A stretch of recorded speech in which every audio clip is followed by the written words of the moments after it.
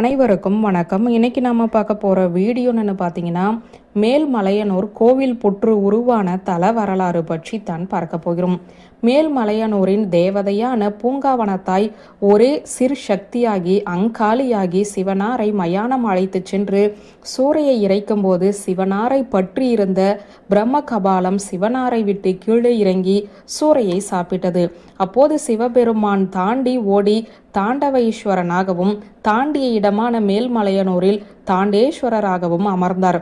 தாண்டவ ஈஸ்வரரான சிவபெருமான் சிதம்பரம் தாண்டி படிலிங்கம் ஆனார். சிவபெருமானை விட்டு கீழே இறங்கி சூறையை சாப்பிட்ட பிரம்ம கபாலம் மீண்டும் சிவபெருமானை பற்றி கொள்ள விஸ்வரூபம் எடுத்து பறக்க ஆயத்தமானது. இதனை கண்ட அங்காளி தானும் விஸ்வரூபம் எடுத்து பிரம்மன் தலையை மிதித்த ஆங்காரி அங்காளியாக விளங்கினாள். இந்த நிலையில் காக்கும் கடவுள் மகாவிஷ்ணு விஸ்வரூபத்தில் இருந்த அங்காளியை பிரம்மனின் தலையை மிதித்த வண்ணமே பூமியை பிளந்து உள்ளே தள்ளி மூடி மறைத்து விட்டார். சற்று நேரத்தில் பூமிக்கு மேல் மண்புற்று தோன்றியது. அது சிவ சுயம்பு உருவமானது. அந்த புற்றுக்குள் கோவில் கொண்ட நாகம் படம் எடுத்து ஆடும் நிலையில் சீரிப்பாயும் நிலையில் வெளியில் வந்து நின்றது.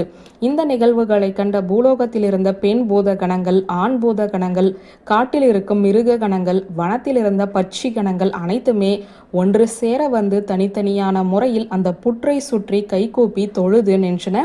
அதற்கும் அந்த நாகத்தின் படம் சுருங்கி புற்றுக்குள் செல்லவில்லை. இதனால் விண்ணுலக தேவர்கள் தங்களின் வாகனமான ஐராவதம் என்ற வெள்ளை யானையில் பூலோகம் வந்து இந்த புற்றை சுற்றி நின்று தொழுதனர். அதற்கும் படம் சுருங்கி உள்ளே செல்லவில்லை. இந்த காரணத்தால் தேவர்கள் அனைவரும் ஒன்று சேர்ந்த வகையில் தேவர்களின் உருவமான திருத்தேராக உருவமாகி நின்று புற்றை சுற்றி வந்தனர். அப்போது கலியுகம் பிறந்தது. கலியுகத்தில் நாகப்படம் சுருங்கி புற்றுக்குள் சென்று மறைந்து போனது. அந்த புற்றுதான் நாம் இப்போது கோவிலுக்கு காணும் புற்றாகும். நம் எல்லோருக்குமே அருளும் அம்பிகை அங்காளம்மனாக அந்த புற்றில் உறைந்து அமர்ந்ததாக தல வரலாறு சொல்கிறது. வியூவர்ஸ், இந்த வீடியோ உங்களுக்கு பிடித்திருந்தால் லைக், கமெண்ட், ஷேர் பண்ணுங்க. நன்றி.